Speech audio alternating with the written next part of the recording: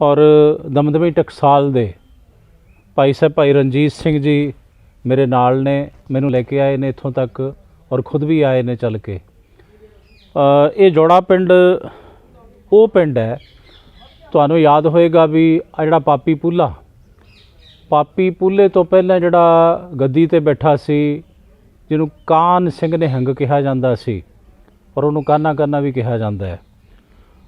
बेशक पहला वो संतां दे नाल मिल के रहा, पर बाद दे विच उहने बहुत कुरीतियां कीतियां और उहदियां कुरीतियां नूं उहनूं सबक सिखाउण दे लई इस जौड़े नगर दे जिस असीं घर दे विच खड़े हाँ, इन्हां नूं बुढ़ा दल दे जथेदार भी थापिया सी सरबत खालसा ने उदों जदों 1984 विच घल्लूकारा होया और बाबा संता सिंह जिहड़े उदों मुखी सन बुढ़ा दल दे, उन्हां ने जिहड़ी सेवा करवाई सी सारी सरकार दे कहण ते वो 1986 दे विच।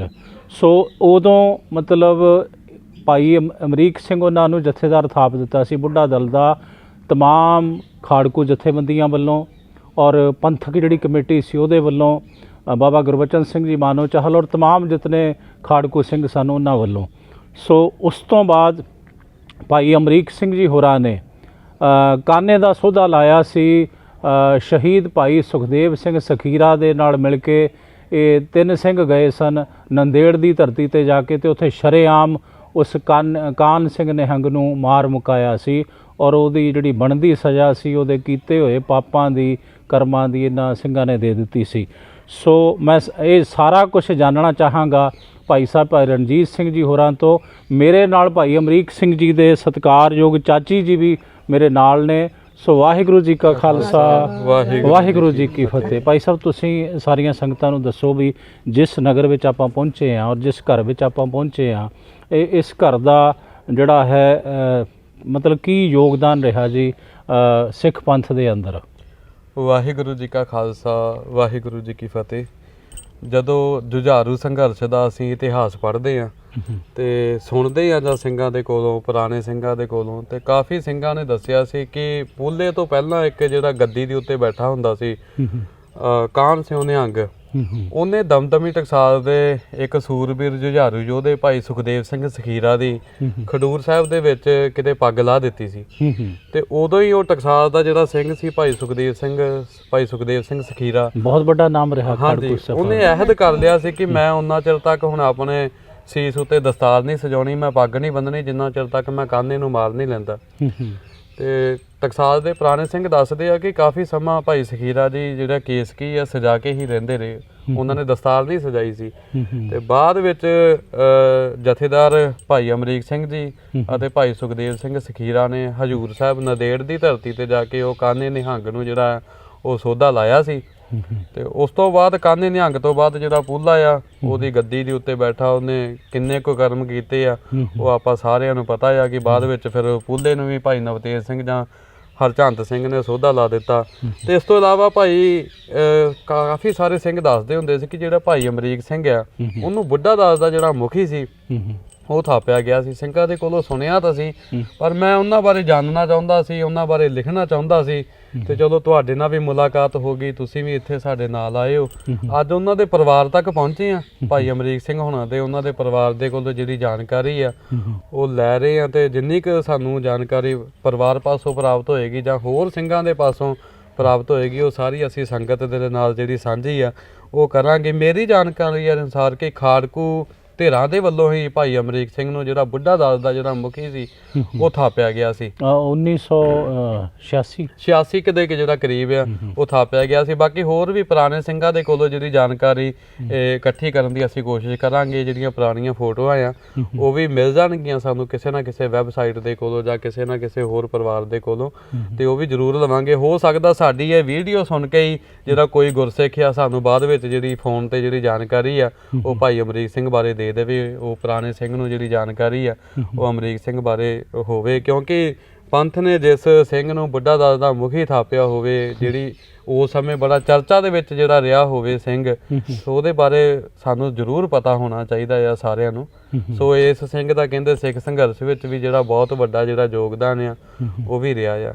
ਮਤਲਬ ਜਿਹੜੀ ਆਪ ਜੀ ਨੇ ਗੱਲ ਕੀਤੀ ਵੀ ਜੋ ਸੁਣੀਦਾ ਹੈ ਹਾਂਜੀ ਕਿ ਪੰਥਕ ਧਿਰਾਂ ਨੇ ਔਰ ਖਾੜਕੂ ਜਥੇਬੰਦੀਆਂ ਨੇ ਜਾਂ ਬਾਬਾ ਗੁਰਬਚਨ ਸਿੰਘ ਮਾਨੋ ਚਾਹਲ ਜਾਂ ਹੋਰ ਸਿੰਘਾਂ ਨੇ ਸਰਬੱਤ ਖਾਲਸਾ ਵਿੱਚ ਵੀ ਇਹਨਾਂ ਨੂੰ ਬੁੱਢਾ ਦਲ ਦਾ ਮੁਖੀ ਥਾਪਿਆ ਸੀ। ਜੀ ਜੀ ਪਰ ਇੱਕ ਗੱਲ ਜਦੋਂ ਭਾਈ ਸਾਹਿਬ ਆਪਾਂ ਇੱਥੇ ਆਏ ਆ ਦੋਨੋਂ ਜਣੇ, ਤੇ ਜਦੋਂ ਆਪਾਂ ਅੰਦਰ ਜਾਣ ਲੱਗੇ ਤਾਂ ਮੈਂ ਬਿਲਕੁਲ ਕੈਮਰੇ ਰਾਹੀਂ ਦਿਖਾਊਂਗਾ ਕਿ ਆਹ ਦਰਵਾਜ਼ਾ ਉਸ ਘਰ ਦਾ ਜਿਹਨੂੰ ਸੁਣੀਦਾ ਹੈ ਕਿ ਬੁੱਢਾ ਦਲ ਦਾ ਜਥੇਦਾਰ ਥਾਪਿਆ ਸੀ ਜੀ ਪੰਥਕ ਧਿਰਾਂ ਨੇ। ਜੀ ਤੇ ਮਤਲਬ ਉਸ ਘਰ ਦੀ ਜਿਹੜੀ ਹਾਲਤ ਹੈ, ਉਹਨਾਂ ਦਾ ਜਿਹੜਾ ਪਰਿਵਾਰ ਸੀ ਇੱਥੇ ਰਹਿੰਦਾ ਸੀ ਸਾਰਾ, ਉਹਨਾਂ ਦੇ ਚਾਚੀ ਜੀ ਨੇ ਸਤਿਕਾਰਯੋਗ, ਇਹਨਾਂ ਤੋਂ ਵੀ ਥੋੜ੍ਹਾ ਬਹੁਤ ਆਪਾਂ ਜਾਣਾਂਗੇ।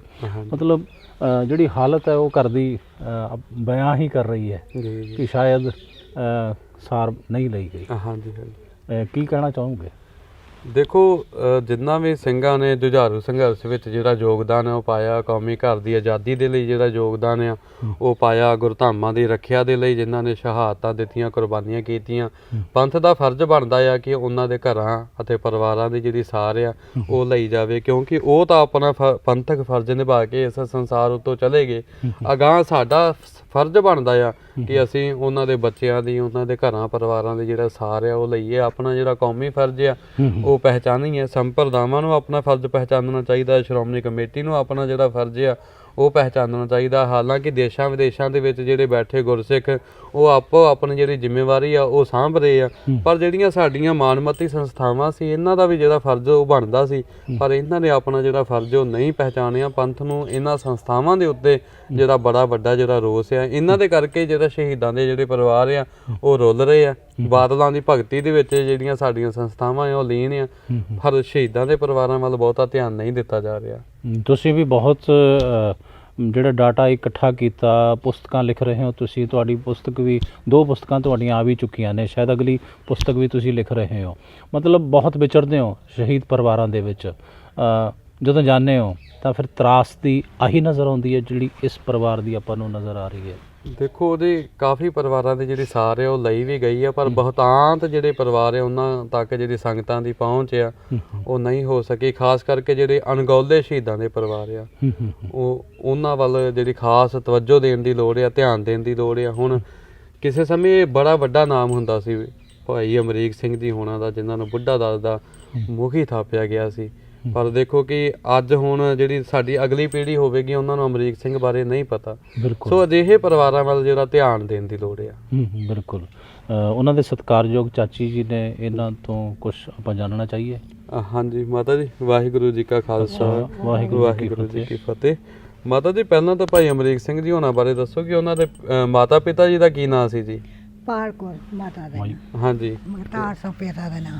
ਤੇ ਇਹ ਕਿੰਨੇ ਭੈਣ ਭਰਾ ਸੀ ਅਮਰੀਕ 5 ਸਿੰਘ? ਭੈਣ ਭਰਾ, 2 ਭਰਾ 3 ਭੈਣਾਂ। ਹਾਂਜੀ। ਵੱਡੀ ਭੈਣ ਅਮਰਜੀਤ, ਉਹਦੀ ਛੋਟੀ ਭੈਣ ਵੀਰੋ, ਜੀ। ਉਹਦੀ ਛੋਟਾ ਨਰਵੈਲ ਸਿੰਘ, ਉਹਦੀ ਛੋਟਾ ਅਮਰੀਕ ਸਿੰਘ, ਉਹਦੀ ਛੋਟੀ ਪਰਮਜੀਤ।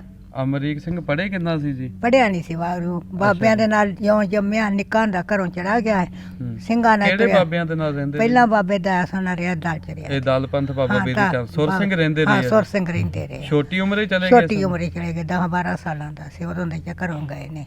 ਅੱਛਾ ਅਸੀਂ ਬੜਾ ਜ਼ੋਰ ਲਾਉਂਦੇ ਰਹੇ, ਉਹਨੇ ਆਖਿਆ ਵੀ ਨਹੀਂ ਮੈਂ ਇਹੋ ਕੰਮ ਕਰਨਾ ਹੈ। ਫਿਰ ਉਹਦਾ ਇਹ ਕੰਮ ਫਿਰ ਚੜਦਾ ਫਿਰ ਇਹਨਾਂ ਕੰਮਾਂ ਮਾੜਾ ਚ ਪੈ ਗਿਆ, ਸਿੰਘਾਂ ਚ ਚਲਾ ਗਿਆ। ਇਹ ਫਿਰ ਸੰਤ ਜਰਨੈਲ ਸਿੰਘ ਜੀ ਉਹਨਾਂ ਦੇ ਨਾਲ ਹਾਂ, ਵੀ ਉਹਦੇ ਰਹਿੰਦੇ ਨੇ? ਉੱਥੇ ਵੀ ਰਹਿੰਦਾ ਰਿਹਾ, ਅੰਮ੍ਰਿਤਸਰ ਜਰਨੈਲ ਸੰਤ ਨਾਲ ਫਤਿਹ ਉੱਥੇ ਰਹਿੰਦੇ ਰਹੇ ਨੇ।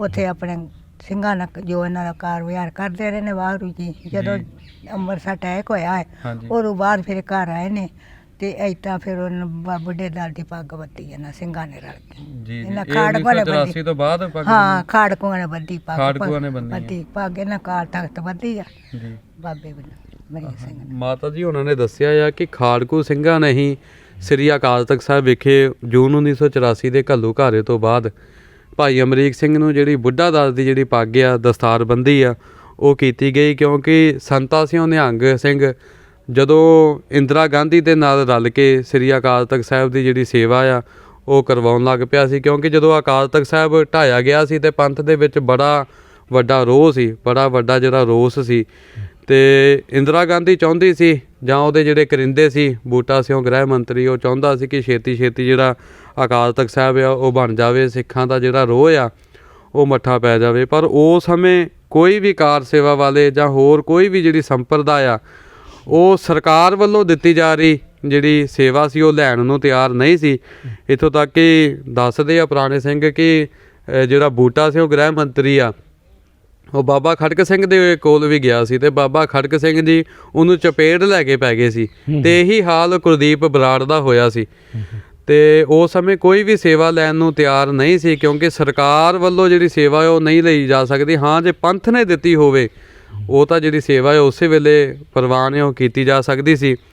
ਪਰ ਬਾਅਦ ਵਿੱਚ ਬੁੱਢਾ ਦਾਸ ਦੇ ਜਿਹੜੇ ਮੁਖੀ ਸੀ ਸੰਤਾ ਸਿਉ, ਉਹਨੂੰ ਸਰਕਾਰ ਵੱਲੋਂ ਅੱਗੇ ਲਾਇਆ ਗਿਆ, ਪੰਥ ਨੇ ਉਹਨੂੰ ਪ੍ਰਵਾਨ ਨਹੀਂ ਕੀਤਾ।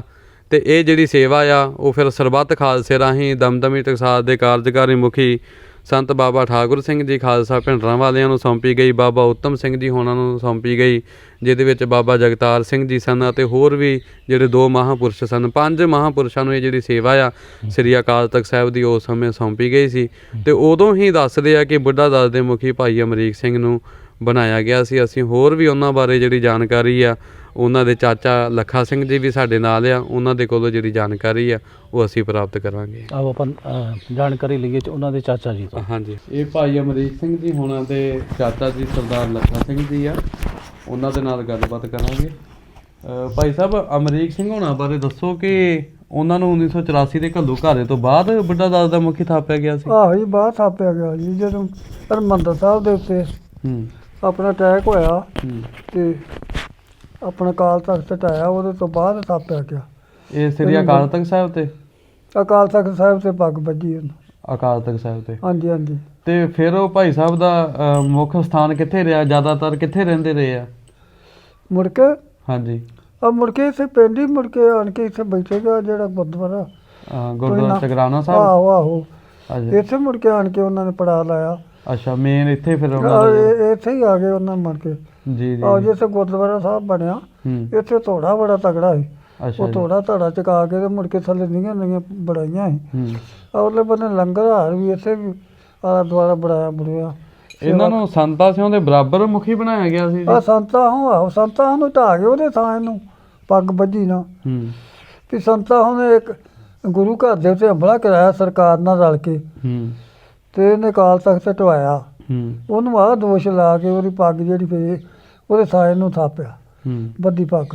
ਜੀ ਜੀ। ਹਾਂ, ਇਹ ਫਿਰ ਸਰਕਾਰ ਦੇ ਕਹਿਣ ਦੇ ਉੱਤੇ ਜਿਹੜਾ ਅਕਾਲ ਤਖਤ ਸਾਹਿਬ ਦੀ ਜਿਹੜੀ ਸੇਵਾ ਸੰਤਾ ਸਿਉ ਕਰਾ ਰਿਹਾ ਸੀ। ਆਹ ਅਕਾਲ ਤਖਤ ਦੀ ਸੇਵਾ ਫਿਰ ਉਹ ਕਰਾ ਰਿਹਾ ਨਾ, ਉਹਨਾਂ ਦੇ ਇੰਦਰਾ ਗਾਂਧੀ ਦੇ ਗਿਆਨੀ ਚਹਿਲ ਸਾਹਿਬ ਨੇ ਉਹ ਕਰਾਉਂਦੇ ਸੀ ਜੀ। ਤੇ ਇਹਨਾਂ ਨੇ ਆਖਿਆ ਵੀ ਇਹਨਾਂ ਨੇ ਢਵਾਇਆ ਤੇ ਕਿਉਂ ਸੇਵਾ ਕਰਾਉਂਦੇ ਆ।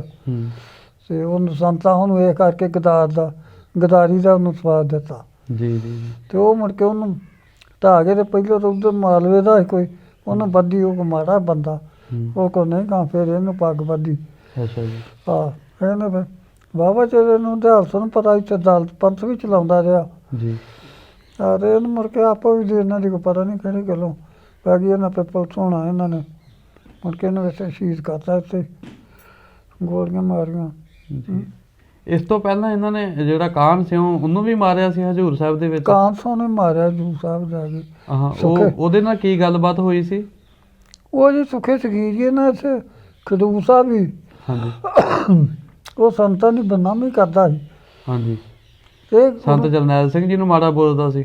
ਸੰਤ ਜਰਨੈਲ ਸਿੰਘ ਮਾੜਾ ਬੋਲਦਾ ਸੀ ਉਹ। ਤੇ ਉਹ ਇਹ ਗੱਲ ਦੇ ਵਿੱਚ ਫਿਰ ਉਹ ਸੁੱਖਾ ਹੋ ਆਉਂਦਾ ਵੀ ਉਹਨੂੰ ਮਾੜਾ ਕਿਉਂ ਬੋਲਦੇ ਜੀ। ਉਹਨਾਂ ਨੇ ਪੱਗ ਪੁੱਗ ਲਾਈ, ਉਹਦੀ ਬੇਇੱਜ਼ਤੀ ਕੀਤੀ। ਉਹ ਗੱਲ ਦੇ ਵਿੱਚ ਫਿਰ ਕਾਹਨ ਸਿਉ ਨੂੰ ਮਾਰਿਆ ਹਜ਼ੂਰ ਸਾਹਿਬ ਜਾ ਕੇ। ਅੱਛਾ ਅੱਛਾ ਜੀ। ਹਾਂ। ਇਹ ਫਿਰ ਅਮਰੀਕ ਸਿੰਘ ਹੋਣਾ ਦੀ ਸ਼ਹੀਦੀ ਕਿਵੇਂ ਹੁੰਦੀ ਹੈ ਜੀ? ਕਿੱਥੇ ਹੁੰਦੀ ਹੈ? ਇੱਥੇ ਪਿੰਡ ਵਿੱਚ ਹੀ? ਪਿੰਡ 'ਚ ਇੱਥੇ ਗੁਰਦੁਆਰੇ। ਹਾਂ, ਇਹ ਕੀ ਗੱਲਬਾਤ ਹੋਈ ਸੀ ਇੱਥੇ? ਕਿਵੇਂ ਹਮਲਾ ਹੋਇਆ ਉਹਨਾਂ ਤੇ? ਹਮਲਾ ਜੀ ਐਵੇਂ ਉਹਨਾਂ ਨੇ ਕੋਈ ਦੋਸ਼ ਹੀ ਐਵੇਂ ਲਾ ਕੇ ਝੂਠਾ ਸੱਚਾ। ਹਾਂਜੀ। ਵੀ ਅਸੀਂ ਇਹਦੇ ਨਾਲ ਭਜੌੜੇ ਤੁਰੇ ਫਿਰਦੇ ਹਾਂ ਨਾਲ, ਤੇ ਇਹਨੂੰ ਪੱਗ ਵੱਜ ਗਈ ਆ, ਇਹ ਗੱਡੀ ਤੇ ਬਹਿ ਗਿਆ। ਇਸ ਗੱਲ ਦਾ ਦੁੱਖ ਮਨਾਇਆ ਉਹਨਾਂ। ਆਪਣੇ ਕੋਈ ਸਾਥੀ ਸਿੰਘਾਂ ਨੇ ਮਾਰ ਦਿੱਤਾ ਸੀ ਉਹਨਾਂ ਨੂੰ? ਆਹੋ, ਇਹ ਉਹ ਪਿੱਪਲ ਸੋਹਣੇ ਉਹਦੇ ਨਾਲ ਹੀ ਇਹ ਰਹਿੰਦੇ ਭਜੌੜੇ ਬੰਦੇ। ਅੱਛਾ ਜੀ। ਇਹ ਉਸ ਪਾਰਟੀ ਦੇ ਬੰਦੇ ਜਿੱਦਾਂ ਨੇ ਇਹਨੂੰ ਮਾਰਿਆ। ਆਹ ਵਿਜਮ ਗਿਆ ਉਹਨਾਂ ਦੇ ਉੱਤੇ। ਪਹਿਲੋਂ ਦੇ ਅੰਦਰ ਹੀ ਬਾਬਾ ਚ ਰਿਹਾ ਸੰਗਰੂਰ ਜੇਲ੍ਹ 'ਚ। ਅੱਛਾ ਜੀ। ਅਮਰੀਕ ਸਿੰਘ ਹੋਣੇ? ਆਹੋ। ਅੱਛਾ ਜੀ। ਮੁੜ ਕੇ ਬਾਹਰ ਨਿਕਲਿਆ ਤੇ ਫਿਰ ਇਹਨਾਂ ਨੇ ਵਿੱਚ ਮਾਰ ਲਿਆ ਵੀ ਨਹੀਂ।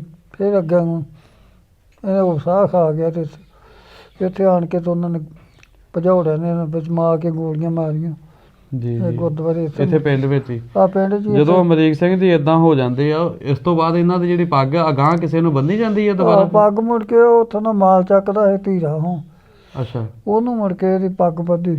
ਕਿਹੜੇ ਪਿੰਡ ਦੇ ਸਨ? ਉਹ ਇੱਥੋਂ ਮਾਲ ਚੱਕਦਾ ਸੀ ਰਣਧੀਰ ਸਿੰਘ? ਰਮਤੀਰ ਸਿੰਘ। ਹਾਂਜੀ ਹਾਂਜੀ। ਉਹਨੂੰ ਮੁੜ ਕੇ ਇਹਦੀ ਪੱਗ ਉਹਨਾਂ ਬੱਧੀ। ਫਿਰ ਉਹਨਾਂ ਨੂੰ ਬੰਨ੍ਹੀ ਗਈ। ਆਹੋ ਠੀਕ ਹੈ ਠੀਕ ਤੇ ਹੈ। ਉਹ ਮੁੜ ਕੇ ਥੋੜ੍ਹਾ ਚਿਰ ਉਹਨਾਂ ਨੂੰ ਕੁਛ ਲੜਾਈ ਸ਼ੁਰੂ ਹੋਇਆ, ਹਾਂਜੀ ਫਿਰ ਉਹਨੂੰ ਸਰਕਾਰ ਨੇ ਚੁੱਕ ਚੱਕ ਕੇ ਮਾਰ ਦਿੱਤਾ। ਹਾਂਜੀ, ਫਿਰ ਉਹ ਵੀ ਸ਼ਹੀਦ ਹੋ ਗਏ ਸਨ। ਉਹ ਮੈਂ ਕਰਤਾ। ਜੀ ਜੀ ਜੀ। ਆਹ ਜੀ। ਬਾਪੂ ਜੀ ਹੁਣ ਉਹਦਾ ਤੁਹਾਡੇ ਤੁਸੀਂ ਕਿਹੜੇ ਹਾਲਾਤਾਂ ਦੇ ਵਿੱਚ ਰਹਿ ਰਹੇ ਹੋ? ਕਿਵੇਂ ਚੱਲਦਾ ਤੁਹਾਡੇ ਕੰਮਕਾਰ? ਸਾਡਾ ਹਾਂਜੀ ਕੋਈ ਨਹੀਂ। ਮੇਰਾ ਉਹ ਨਿੱਕਾ ਲਟਕਾ, 2 ਮੇਰੇ ਲਟਕੇ, 2 ਲਟਕੀਆਂ। ਹਾਂਜੀ ਉਹ ਲਟਕੀਆਂ ਤੇ ਵਿਆਹੀਆਂ, ਇੱਕ ਅਲੀਪੁਰ ਵਿਆਹੀ ਆ ਤੇ ਕਿਥੇ ਹਾਂਜੀ। ਮੋੜ ਤੇ ਗਰੀਬੀ ਦਾ ਭਾਈ ਆ ਗਈ ਹੈਂ? ਗਰੀਬੀ ਦਾ ਭਾਈ ਆ, ਪੈਲੀ ਥੋੜੀ ਆ। ਪਹਿਲੀ ਥੋੜੀ ਆ ਜਾਇਦਾਦ।